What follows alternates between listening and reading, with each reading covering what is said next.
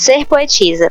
Ser poetisa é romantizar a desgraça? Pegar o que há de mais óbvio e transformar em palavras? Ser cínico imaginando coisas que não sentiu? E tornar estético o inferno que existe em si mesmo? É saber que o caos às vezes não pode ser organizado, contido, invisibilizado, restando apenas a exibição? Não sei de nada disso, não sou poetisa. E tenho certeza que se você perguntar a uma, ela não vai responder. Essa gente adora se fazer de desentendida. Enfim, a hipocrisia.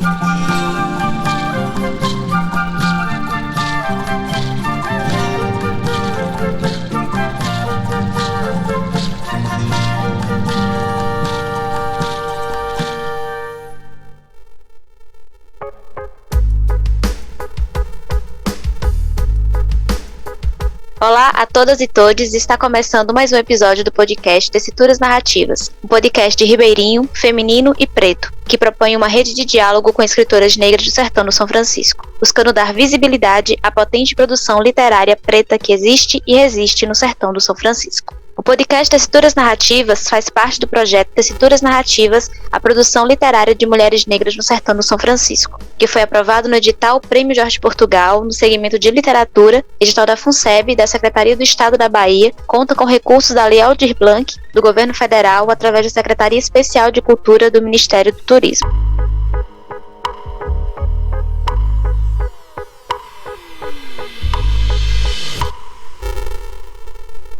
Hoje, teremos um bate-papo com a escritora Kathleen Xavier, graduanda em Psicologia pela Universidade Federal do Vale do São Francisco, Univasf, autora do livreto Sentimento Engarrafado para Vender. Ela afirma que prefere se definir por seus sentimentos do que seu currículo. Então, Kathleen, fala um pouquinho sobre você pra gente, se apresenta, por favor. Ai, meu Deus, é muito difícil. Eu não sei muito o que falar, acho que é uma coisa que eu sempre começo falando, que é eu não sei o que falar. As pessoas sempre me acusam de ser muito contraditória. E aí, no começo da minha vida, quando as pessoas me acusavam de ser contraditória, eu achava que isso era uma coisa muito ruim. Só que, hoje em dia, eu acho que é uma coisa muito boa, porque isso significa que eu tô sempre mudando. Eu tô sempre me movendo. E, às vezes, mesmo com medo, ou mesmo desconfortável, eu consigo me mover. Então acho que eu posso me definir como uma pessoa contraditória, intensa e que se move, sabe? É isso, assim. Eu não sou muito boa com falar, falar pra mim é uma dificuldade. Escrever tem sido uma dificuldade também. Não escrever é fácil, mas mostrar para as pessoas escrita é difícil, me mostrar é difícil. Acho que eu sou uma pessoa tagarela com um sentimento de timidez, que ao mesmo tempo eu não sei se é timidez ou se é resquício de silenciamento, sabe? Eu tenho refletido muito sobre isso, sobre até que ponto, sei lá, eu só tenho medo de falar e onde começa o fato de foi negado que eu falasse sobre mim mesma e sobre as coisas e por isso eu não aprendi tanto a fazer isso de forma fluida e confortável. Mas eu acho que eu posso me definir assim como contraditória. Muito bom. Eu acho que é isso que a gente está querendo fazer aqui também, né? É falar, é colocar para fora as nossas histórias e as nossas vivências. É isso que vocês fazem, que vocês escrevem. Eu acho que a nossa conversa aqui vai girar muito em torno disso. Então eu quero iniciar falando da alegria, que é ter você aqui com a gente, que é poder encerrar esse ciclo com você, com a sua escrita, que eu achei tão inovadora, assim, que tem uma identidade que eu acho que é só a gente sabe que tem a sua marca, dá pra perceber que tem. Quando você tem contato com seus textos, né? Você sabe que é seu, não tem como achar que é de outra pessoa. No livro, é perceptível que cada uma tem o seu estilo. E o seu é muito forte, assim, muito marcante. E aí, tem um poema nos seus textos, né, na sua parte do livro, que você fala sobre pessoas pretas apenas escreverem sobre dor. E que como isso acaba invisibilizando, né, todos os outros aspectos que nos atravessam para além da dor. Porque pessoas pretas não estão aqui para falar só sobre dor, né? Mulheres pretas não estão aqui para falar só sobre as dores que nos atravessam. E aí eu fiquei pensando muito sobre isso, e você fala no final que usa o amor como estratégia de sobrevivência. E eu queria que você falasse um pouquinho sobre isso, né? Sobre esse texto, sobre isso que você traz, né? De usar amor como sobrevivência e de que não necessariamente a gente, enquanto pessoa preta, precisa escrever e falar só sobre dor.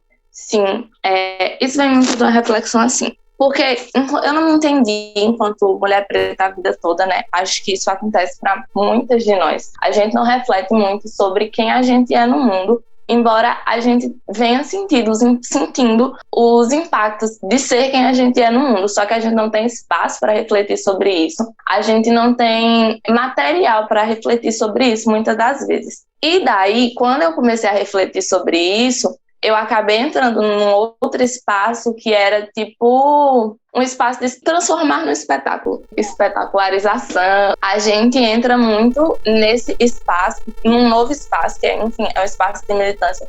E aí eu não sei como as outras pessoas mais se sentem sobre isso, mas enquanto mulher negra eu me vi entrando muito, conhecendo o feminismo e posteriormente conhecendo outras frentes de luta, como através de uma agenda meio liberal, sabe, meio branca, onde, tipo, eu não era contemplada, mas quando eu era contemplada, era muito a partir de uma noção de, tipo, fala sobre as suas dores, fala sobre o que você tá sentindo, tipo, sabe aquele negócio, assim, que as pessoas esperam, não te veem, quando te veem, esperam que venha sofrimento, porque elas simplesmente não enxergam a partir de outra ótica, que não uma ótica de lesão, sabe? Como se você não pudesse ser outra coisa, como se pessoas pretas não pudessem ser criativas, como se elas não pudessem ser amorosas, como se elas não pudessem ter outros problemas, que não os problemas raciais, não que os outros problemas não sejam intimamente atravessados, né? Pelos problemas raciais. E aí as pessoas perdem de vista de que enxergar só esse sofrimento, só essa carga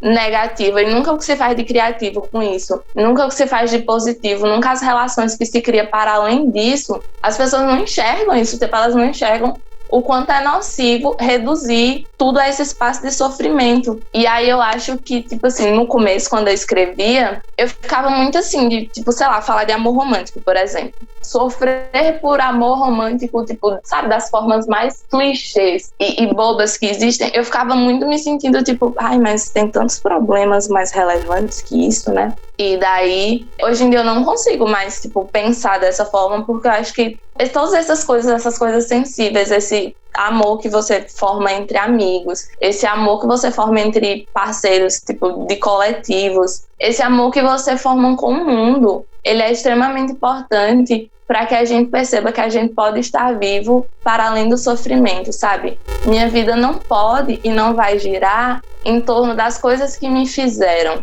ou do que eu fiz para superar as coisas que me fizeram. A minha vida tem que girar em torno do que eu sinto e do que eu posso fazer de bom, do que eu posso ser tocada e do que eu posso tocar as pessoas. Isso tem que ser muito mais valoroso do que qualquer outra coisa. Eu não posso me deixar reduzir a esse espaço, sabe? Eu não posso permitir que, sei lá, como diz o Emicida, que as minhas cicatrizes sejam mais fortes do que eu, sabe? As minhas cicatrizes não podem aparecer mais que eu. E se eu sou uma pessoa amorosa, se eu sou uma pessoa que, enfim, que eu gosto de sentir tudo e de amar tudo e de ser apaixonada, eu vou me permitir fazer isso, me forçar a fazer isso, apesar do sofrimento. O amor, o afeto, ele tem que ser a minha estratégia de sobrevivência. E isso me bateu muito quando eu li Vivendo de Amor. Sabe, eu nunca tinha parado para pensar sobre essas coisas dessa forma. Até eu parar para pensar que, tipo, o afeto, e um afeto positivo, o amor, o cuidado, é uma estratégia de não garantir a nossa sobrevivência. E que a gente precisa fazer um movimento contrário. Que a gente precisa ser combativo, que a gente precisa de raiva, assim, que a gente precisa de energia, que a gente precisa de brigar. Mas a gente também precisa ter espaço para amar e para sentir as coisas. Coisas ruins, mas coisas boas também, sabe? Se permitir enxergar a dualidade, a fluidez das coisas. E é isso. É negar esse espaço de que só existe enquanto superação de alguma coisa que não foi a gente que criou. Nosso espaço é o espaço do amor, é o espaço do cuidado para um com os outros. E a gente tem que recuperar isso. A gente tem que conquistar isso com tudo, assim.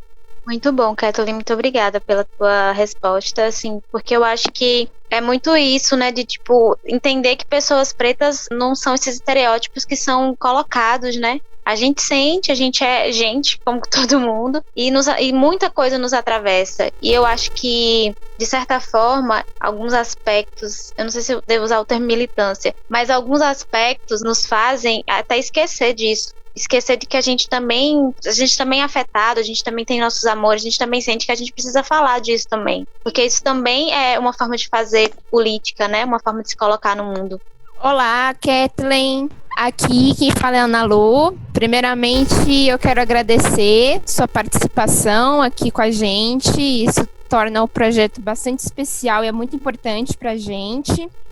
Quando eu li os seus textos, eu tive uma impressão como se alguém tivesse me pegado pela mão e tivesse me levado para um passeio para conversar sobre várias coisas. Sim, foi uma leitura assim muito prazerosa, assim, um texto acaba levando ao outro. E aí, quando eu terminei de ler, eu fiquei muito curiosa para descobrir como é a sua relação com a escrita, como é o seu processo criativo. Então, eu gostaria que você falasse um pouco sobre isso. Amiga, eu não sei bem, tipo, eu acho que eu só saio escrevendo. Eu gosto de usar metáforas. Eu só saio pensando nas coisas e refletindo algumas coisas e escrevendo. Tipo, é tanto que eu acho que eu não consigo. Antes, eu achava que eu não podia escrever de forma decente e de forma bonita, porque eu não consigo. Eu juro que eu já tentei, tipo, eu escrevo desde quando eu era muito nova, por questões emocionais mesmo, adolescentes e tal, e, enfim, esses sentimentos. E eu me sentia muito mal, porque eu não conseguia escrever do jeito dos poemas que eu lia na escola. Tipo, eu não tinha muito acesso a outras formas de escrever. E aí eu me sentia mal por não conseguir escrever, sabe? Com métrica, não sei o quê. Eu acho bonito, mas é um jeito que eu não consigo escrever. Tipo, o meu jeito de escrever é tipo uma pedra. Mas o que é uma pedra? O que significa a pedra pra mim? E as pedras da existência? E aí eu só saio escrevendo coisas, sei lá, que me ocorrem no momento. E aí, é isso. E aí o outro poema parte um pouco disso, né? O que Rai começou lendo, porque é tipo assim, nem tudo que tá lá é sobre as minhas emoções, sabe? Tipo, sei lá, em aulas sobre transtornos psicológicos, problemas psicológicos de outras pessoas e estudo de caso, me vem muita vontade de escrever sobre tudo aquilo, mesmo que eu nunca tenha vivido aquilo. Não sei do que a pessoa tá falando, mas sabe, tipo, surge um desejo de escrever alguma coisa sobre aquilo, porque aquilo me toca de alguma forma, e daí eu só escrevo frasezinhas e aí eu vou escrevendo.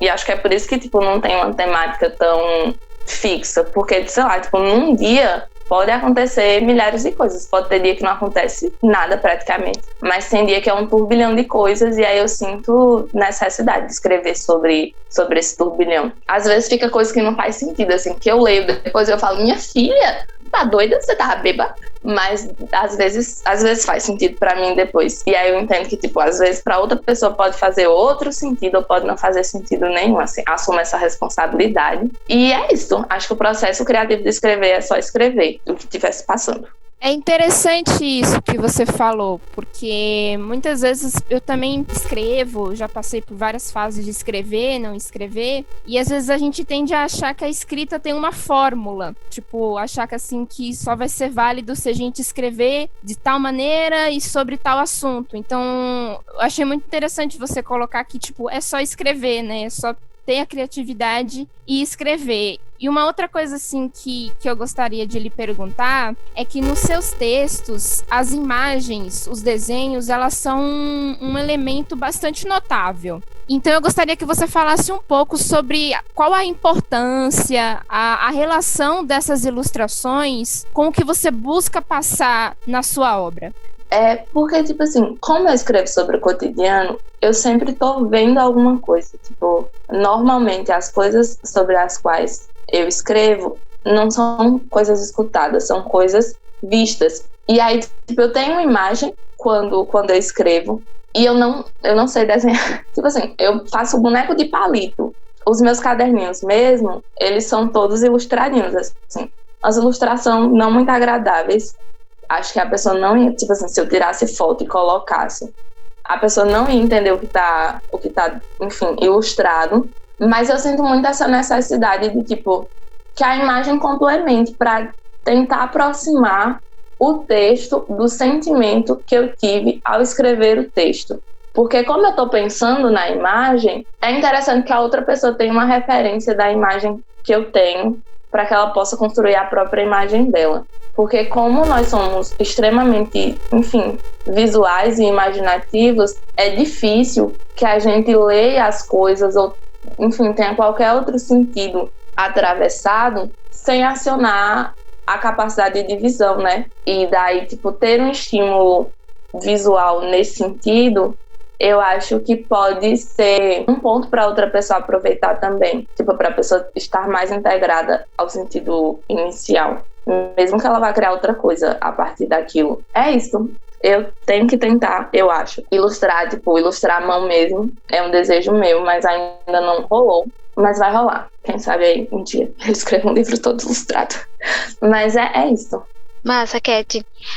Eu queria te fazer um comentário, assim, que eu fiquei pensando com a tua fala e com o que eu li dos teus textos, e também com a conversa com as outras meninas, né, o quanto que a gente deixa nossos escritos, as nossas vivências de lado, né, acreditando que não são importantes, que não estão escritos da forma correta, que não vão ser entendidos, que ninguém vai querer ler, que ninguém vai entender o que eu tô falando, mas, na verdade, esse sentir, né, isso que chega ao papel, que a gente coloca no papel, acaba que fala diretamente com outras mulheres pretas que se sentem sozinhas, eu acredito, e que encontram ali naquele escrito que ela tá lendo e também no que ela escreve, né, um ponto de encontro mesmo, assim, de apoio, porque eu levo isso muito pra mim, quando eu comecei a ler, né, outras mulheres, quando eu comecei a ler mulheres, a ter contato com a literatura de mulheres pretas também, até com produção, além da literatura, também produção científica, o quanto que eu me encontrei, assim, muita coisa que elas estavam escrevendo, acho que até muita coisa do que eu sentia antes, eu comecei a perceber o porquê disso, acho que eu já falei isso nos outros episódios, mas eu acho que isso acaba retornando sempre nas nossas falas, porque eu acho que é um ponto em comum para as produções de vocês, né, que são muito diferentes, mas que tem essa coisa em comum de, às vezes, a gente pergunta por que você escreve, o que te leva a escrever, e aí você fica meio que, eu tô escrevendo o que eu sinto, né? É muito isso que ficou muito comum, assim, na sua fala e na fala das outras meninas. Eu acho que o que eu vou te perguntar é muito do que a Ana Lu te perguntou, eu acredito, né? Então, se fosse, nem precisa dar o trabalho. Mas, eu queria entender o teu percurso, assim mesmo, entendeu? Você falou que escreve desde cedo, né? Desde menina que você escreve, mas que você nunca tinha colocado, assim, tão publicamente quanto agora o que você escreve. E aí você falou anteriormente sobre a Bell Hooks, né? Sobre Vivendo de Amor. E quanto que esses contatos, essas referências são importantes. Eu queria que tu falasse um pouquinho sobre esse percurso, assim. Com quantas escritoras negras você teve contato, se isso te ajudou a escrever ou a colocar pra fora mais explicitamente, né? O que tu sente, o que tu escreve. É mais ou menos isso.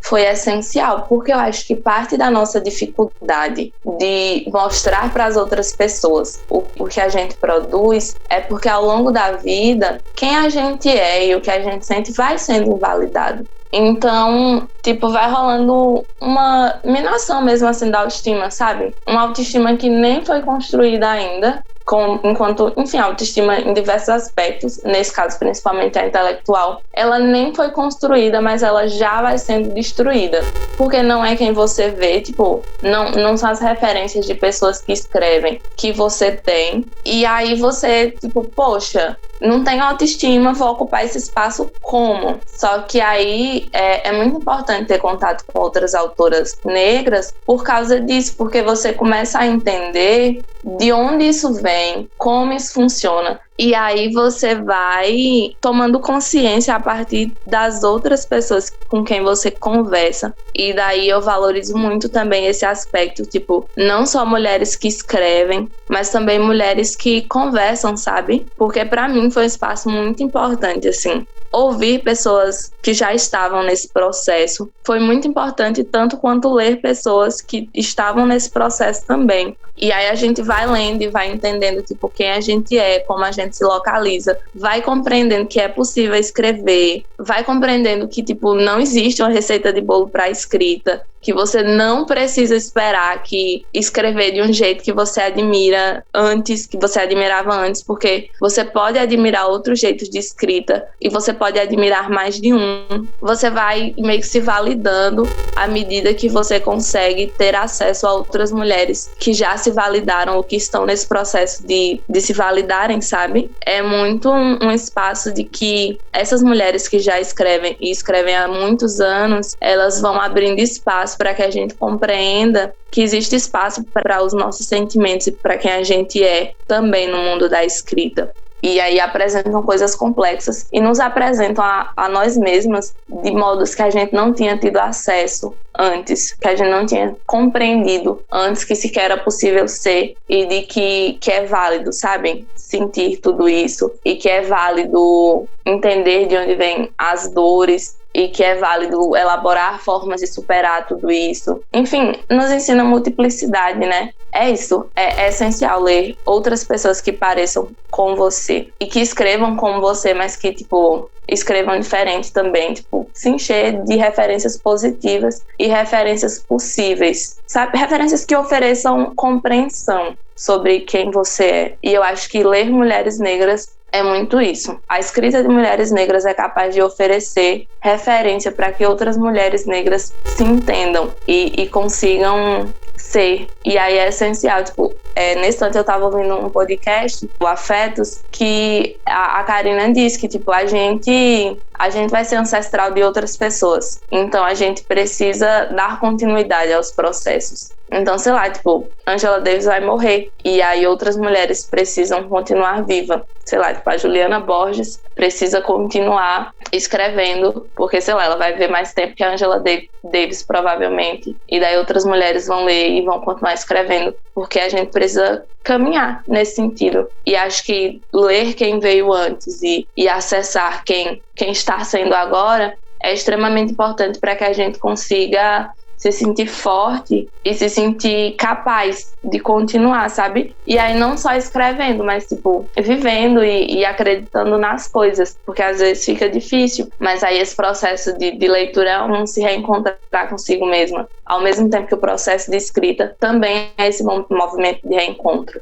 Oi, Kathleen, que é Priscila, né? E eu gostaria muito de te agradecer, né, pela leveza que você traz nos seus textos e dizer que foi um enorme privilégio esbarrar com eles no meu recém-descoberto amor pela poesia escrita por mulheres pretas. Os seus textos, eles me levaram a um lugar muito leve de reflexão e eu gostei muito do sentimento que ele me produziu pessoalmente. Mas eu fiquei curiosa, assim, eu acho que, na verdade, essa resposta talvez seja mais um conselho, né, para mim, porque você, em um dos seus textos, fala sobre o ser e o corresponder às expectativas das outras pessoas em cima das mulheres negras, né? E aí eu queria saber como você lida, assim, como você lida com essa expectativa. Eu sei que você trouxe um pouco disso na sua apresentação e na segunda pergunta, né, que você fala sobre essa questão das suas cicatrizes não falarem por você, mas como é, assim, que você lida com o equilibrar, né, do ser e o corresponder à expectativa do outro? Porque, querendo ou não, quando a gente gera expectativa. Não sei se dá pra você me entender, mas, assim, como você acha que nesse processo de construção de quem você é, nesse processo contínuo de construção e desconstrução do seu ser, como você faz isso sem se sentir pressionada a corresponder a essas expectativas? Não sei se eu fui clara. Então, como lidar com as expectativas sem surtar?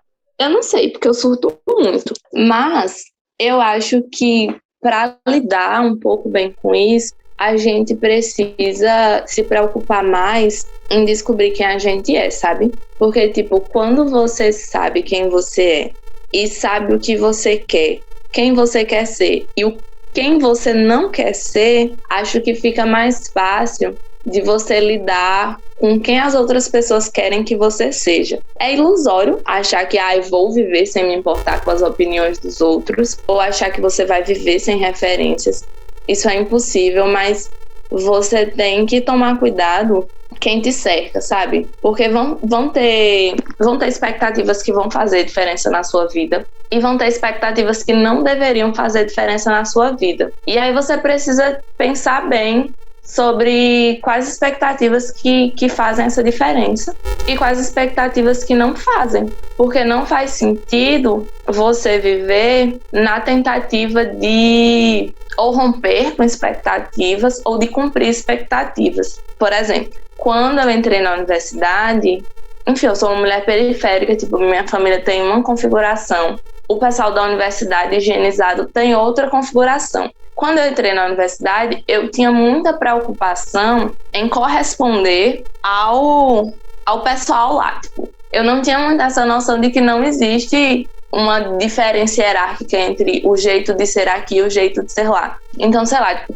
eu sempre falei muito alto, ri muito alto, fui muito espalhafatosa. E quando eu entrei na universidade, eu vi que algumas pessoas lá não eram assim. E aí, depois de estudar um pouco, eu descobri que, inclusive, características da minha personalidade eram características de um estereótipo racista, né? E aí eu entrei numa crise imensa, que era tipo, meu Deus, eu sou a correspondência de um estereótipo. Eu preciso ser qualquer coisa que não isso. Só que aí, tipo, depois de um tempo, eu parei para perceber que, tipo, apesar de terem montado um estereótipo em cima de quem eu ainda era quem eu era. E não era justo que, tipo, a força de um estereótipo me atormentasse tanto a ponto de eu ter que mudar a minha personalidade pra fugir daquilo, porque iam achar outro lugar pra me jogar, sabe? Tipo, não importa o que você faça, não importa o quão, sei lá, delicada você seja ou agressiva você seja, não importa o quanto, tipo, os caminhos que você adotar vão achar uma caixinha pra lhe jogar, porque, enfim, a parada é estrutural, né? Tipo, não é sobre o que você faz. E aí você precisa estar muito firme consigo mesma, de dizer, ó, sou isso, não aceito ser isso, ser aquilo, e é isso, acabou. Tem pessoas que vão estar perto de mim, que vão me compreender, e tem expectativas que eu não vou corresponder e eu estou cagando. Não quero, não vou, não preciso. E aí você tem que achar um meio termo aí. E ir seguindo, tipo, não é sempre um processo de estou resolvida. A gente tá sempre se resolvendo, porque a gente também tá sempre mudando. Tem características que eu gostaria de ter, e por expectativas pessoais e por expectativas dos outros também, que eu não tenho. E tem características que as pessoas esperam que eu não tenha, mas eu tenho mesmo assim, porque eu acho que, de certa forma, eu tô aprendendo a lidar com isso. É muito complicado quando você se descobre uma mulher negra, sabe? Porque surgem vários porquês. Tipo, tá, mas eu sou assim mesmo? Ou as pessoas só me dizem que eu sou assim e eu não enxergo quem eu sou de verdade? E aí, autoconhecimento, inclusive o processo de escrita, pode ser interessante para isso. Para você escrever sobre quem você quer ser, quem você é, quem você acha que as outras pessoas querem que você seja e como você vai mediar tudo isso sem deixar de ser você, sabe? Porque às vezes a gente é tanto a expectativa dos outros que a gente deixa de ser nossa expectativa. E aí isso não pode acontecer, não. A gente precisa querer coisas para ir mudando de acordo com as nossas necessidades e não pela imposição dos outros, seja a imposição fugindo de imposições ou afirmando imposições. É preciso ter cuidado consigo mesma, é preciso ter um pouco o que Bell Hooks chama de amor interior. Desenvolva amor interior antes de tentar conquistar outros amores. Mas você precisa dos outros amores, porque, enfim, a vida se constitui em comunidade. Medir bem as coisas, tenha paciência e chora um pouquinho. Eu fico sempre muito tocada quando fala disso, né? Porque eu acho que realmente tem muito isso na mulher preta de ter várias atribuições, assim, né? E a gente sempre acaba chegando ou entrando naquele lugar de ser 2 vezes melhor, como se a gente precisasse estar constantemente provando nosso valor, ou fazendo sempre bom, melhor, ou muito bem, ou perfeito para conseguir manter um lugar. E é por isso, eu acho, né? Porque eu acho que essa resposta acaba sendo um abraço, né, para as mulheres que estão tentando equilibrar esses 2 lugares, né, o de ser e o de corresponder ou não corresponder, se ela quiser, às expectativas dos outros. E por fim, queria dizer a Kathleen que, assim, eu amei tanto seus textos que me dá vontade de ser sua amiga, ou eu acho que talvez o sentimento é esse, né, quando a gente lê seus textos, parece que a gente está sendo íntimo, assim, é muito legal. Enfim, muito obrigada pela sua participação. Fofa demais. Vamos tomar sorvete. Ah, esse momento não é de comunhão, eu não sei o que é isso, não. Kathleen, tá acabando o episódio de hoje, né? Nosso último episódio desse ciclo. Eu quero agradecer em nome do Tessituras Narrativas, em nome de cada uma das meninas que comigo fizeram o projeto acontecer, porque sem elas isso não estaria acontecendo, né? Sem cada uma delas. Dizer da felicidade que foi compartilhar com você esse momento, quanto que fortaleceu. Me fortaleceu e eu acho que também fortaleceu as meninas e vai fortalecer quem vai escutar o episódio. Nossa, eu que agradeço, porque, tipo, foi muito legal. É muito legal porque porque à medida que você percebe que outras pessoas gostam, sabe? O gostar das outras pessoas não é essencial, mas querendo ou não, chega como um abracinho também. Tipo, quando vocês citam coisas que vocês gostaram e coisas que vocês acharam interessante, que vocês sentem vontade de perguntar coisas, é muito valioso. É muito doido esse processo de, tipo, se reconhecer escritora, sabe? Porque, tipo, meu Deus, eu só escrevo coisas aleatórias. E aí eu sou muito grata a vocês também, assim. Tenho certeza que esse projeto vai ser lindo. Eu tô sedenta, eu quero muito ler. Eu tô muito ansiosa. E está sendo maravilhoso. Tipo, foi maravilhoso selecionar os poemas. É maravilhoso pensar sobre isso. E eu tô tipo, nem estou acreditando que isso está acontecendo, meu Deus. E aí eu me sinto muito grata também. Muito legal. Os outros episódios, tipo, foram muito legais também. E é isso, eu amei. Muito obrigada pela oportunidade de participar disso. E pelos comentários e por tudo, sério. Vocês são maravilhosas, perfeitas. Oi, gente, aqui é a Laila. Eu sou assistente de comunicação do Tessituras e nos outros episódios estive trabalhando só nos bastidores, escutando e aprendendo com o que as meninas tinham a dizer. Mas hoje venho aqui para agradecer a todo mundo que esteve presente, ouvindo o podcast, participando nas redes sociais. Muito obrigada mesmo, de coração. E venho pedir também que vocês continuem por aqui, porque ainda tem muito que rolar. Nós vamos lançar o livro na Flijoá agora em março, que reúne textos de todas as autoras que participaram do podcast e tá simplesmente lindo. Além disso, se você chegou agora, peço que volte a algumas casas e ouça os podcasts anteriores, porque também estão incríveis. Você não vai se arrepender. Então é isso, gente. Muito obrigada. Tchau, tchau. Oi, gente, aqui é a Priscila novamente, né? E realmente me faltam palavras que possam expressar minha gratidão por ter feito parte do Tessituras Narrativas, desse primeiro momento, desse processo de construção, de execução do projeto. Eu agradeço a Railane por ter me escolhido para fazer parte de um time tão incrível. Eu agradeço porque eu acho que é muito difícil, né, e desafiador você confiar a execução de algo que você sonhou. E assim, eu realmente sou muito grata por essa oportunidade que você me deu e deu às meninas também. E eu agradeço as meninas, né, que fizeram parte do time também, a Laila e a Ana Lu. Obrigada por terem feito parte disso, por terem feito esse processo ser tão leve e tão dinâmico e tão divertido, por ter ensinado tanto com a vida de vocês, com a arte de vocês, com o olhar e a sensibilidade de vocês. Eu agradeço muito também a todos os meus amigos que passaram tempo ouvindo os podcasts, que foram seguir nas redes sociais, que foram conhecer o projeto e que pararam para ouvir e ficar atentos às informações, por simplesmente verem que tinha tanta gente incrível fazendo parte disso. E eu agradeço às autoras, né, que foram entrevistadas e que escreveram seus textos, por se fazerem também mulheres que escrevem, que lutam, que são políticas, que são singulares e que são extraordinárias e que deram o seu tempo, sabe, e toda a sua escrita e o seu coração para que isso fosse possível, né? Eu agradeço de verdade, assim, porque eu acredito que viver o Tessituras nesse momento trouxe muitos ganhos na minha vida intelectual e mesmo subjetiva mesmo. Eu agradeço porque isso me marcou de uma forma que eu não consigo nem mencionar em palavras, e eu espero que a gente consiga dar continuidade e que a gente consiga tocar pessoas que a gente nem sabe ou nem conhece. E é isso, eu realmente agradeço muito. Muito obrigada a todo mundo que fez esse projeto se tornar possível e grande. Eu espero que ele alcance muita gente. É isso, gente, muito obrigada. Beijos e beijos.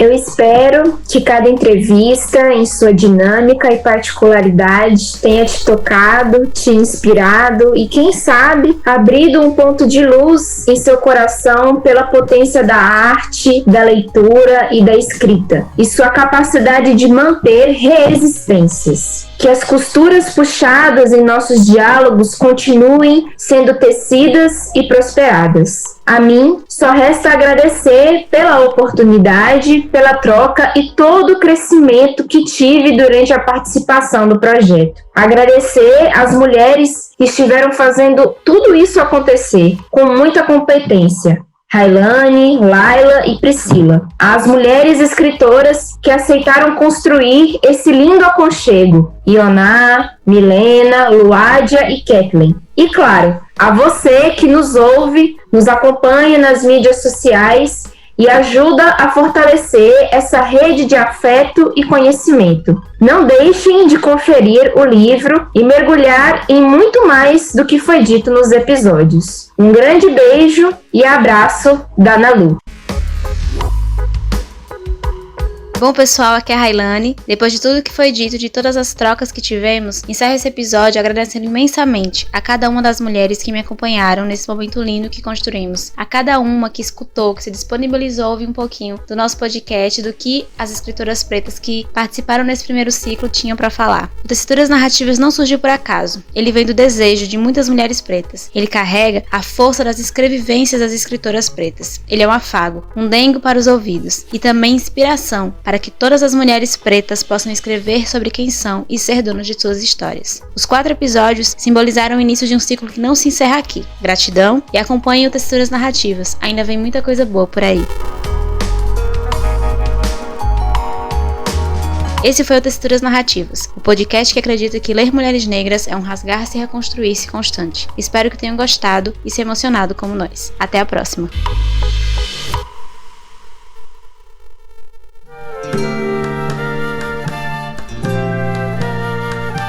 A noite não adormece nos olhos das mulheres. A lua fêmea, semelhante nossa, em vigília atenta, vigia a nossa memória. A noite não adormece nos olhos das mulheres. Há mais olhos que sono, onde lágrimas suspensas virgulam lapso de nossas molhadas lembranças. A noite não adormece nos olhos das mulheres. Vaginas abertas retêm e expulsam a vida, onde Ainás, Mizingas, Engambelês e outras meninas luas afastam delas e de nós os nossos cálices de lágrimas. A noite não adormecerá jamais nos olhos das fêmeas, pois do nosso sangue mulher, de nosso líquido lembradiço, em cada gota que jorra, um fio invisível e tônico pacientemente cose a rede. Conceição Evaristo. A noite não adormece nos olhos das mulheres.